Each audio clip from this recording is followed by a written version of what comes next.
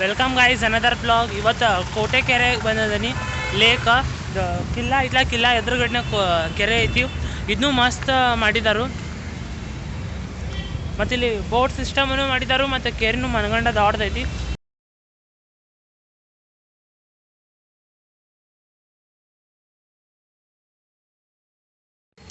Tallest flag fall of India ನೋಡ್ರಿ, 361 feet ಎತ್ತರ ಐತಿ.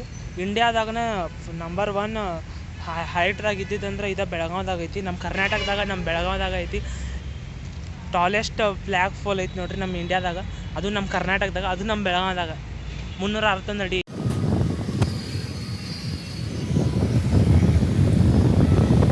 ವಿಡಿಯೋ ಮಾಡ್ತಿರ್ತೀವಲ್ಲ ಒಬ್ಬೊಬ್ಬರು, ಹಂಗೆ ನಮ್ಮ ನೋಡ್ತಿರ್ತಾರೆ. ಇವ್ರು ಏನು ಮಾಡ್ತಾರೆ, ಕ್ಯಾಮ್ರಾ ನೋಡ್ಕೊತೇಳಿ ಏನೂ ಮಾಡೋಕ್ಕಾಗಿಲ್ಲ, ಹಂಗೆ ಹೋಗ್ಬೇಕು.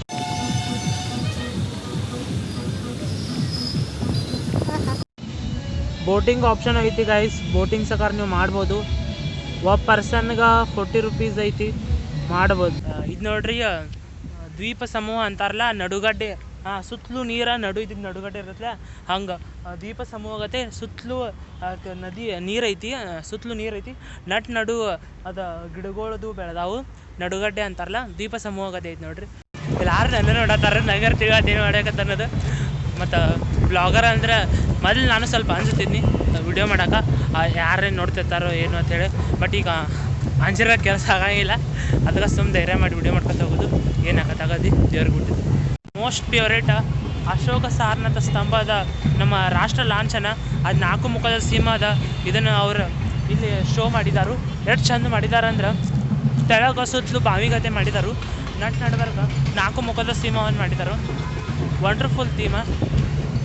ಅಶೋಕನಾಥ ಇದು ಸ್ತಂಭ ಒಳಗಿಂದ ತಗೊಂಡಾರ ನಮ್ಮ ರಾಷ್ಟ್ರ ಲಾಂಛನ.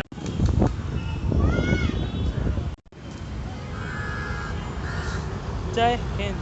ನಮ್ಮ ಇಂಡಿಯಾದಾಗನ ಟಾಲೆಸ್ಟ್ ಫ್ಲ್ಯಾಗ್ ಫಾಲ್ ಐತಿ, 361 ಅಡಿ. ಇದು ನಮ್ಮ ಬೆಳಗಾವ್ದಾಗ ಐತ್ರಿ, ಹೆಮ್ಮೆ ನಮಗೆ.